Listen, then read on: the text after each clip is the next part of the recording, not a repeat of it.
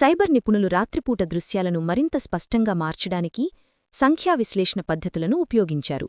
సుదీర్ఘ ప్రయత్నం తర్వాత వారు ఆ కారు యొక్క సంఖ్యాపలకాన్ని స్పష్టంగా గుర్తించగలిగారు. ఆ కారు సంఖ్య ఆంధ్రప్రదేశ్ 31 AF 2578. విక్రమ్ ఆ సంస్థ యజమానిని సంప్రదించి గురువారం రాత్రి ఆ కారును నడిపిన డ్రైవర్ వివరాలు సేకరించారు. పోలీసులు ఆ రోజు రాత్రి కారు నడిపిన డ్రైవర్ను వెంటనే అదుపులోకి తీసుకుని విచారణ గదికి తీసుకువచ్చారు. ఆ డ్రైవర్ ముఖంలో భయం స్పష్టంగా కనిపించింది. విక్రమ్ అతన్ని కూర్చోబెట్టి నమ్మకంగా మాట్లాడారు.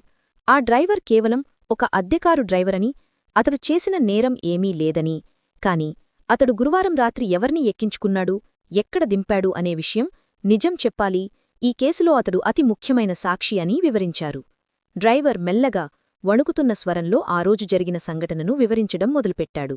ఆ రోజు తాను ప్రతిరోజులాగే రాత్రి డ్యూటీలో ఉన్నానని, సుమారు 10 గంటల 15 నిమిషాల సమయంలో గాజువాక దగ్గర ఉన్న శీలానగర్ ప్రాంతంలో ఒక వ్యక్తి కోసం తనకు ఆదేశం అందిందని చెప్పాడు. తాను అక్కడికి వెళ్లి ఆ వ్యక్తిని తన కారులో ఎక్కించుకున్నానని వివరించాడు. విక్రమ్ ఆ వ్యక్తి రూపులేఖలు, వయస్సు, ప్రవర్తన గురించి డ్రైవర్ను ప్రశ్నించారు. ఆ డ్రైవర్ బదిలిచ్చాడు. ఆ వ్యక్తి సుమారు 30-35 సంవత్సరాల వయసులో ఉంటాడని, చూడటానికి పద్ధతిగా ఉన్నా కొంచెం ఆందోళనగా కనిపించాడని చెప్పారు. అతను కారులో పెద్దగా మాట్లాడలేదు.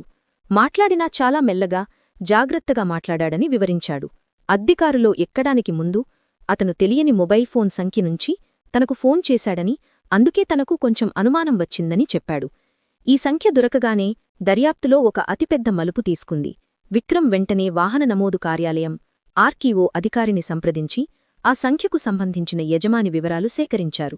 ఆర్టీఓ నివేదిక ప్రకారం ఆ అద్దెకారు శ్రీ వెంకటేశ్వర క్యాబ్ సేవలు అనే సంస్థ పేరు మీద నమోదు చేయబడి ఉంది.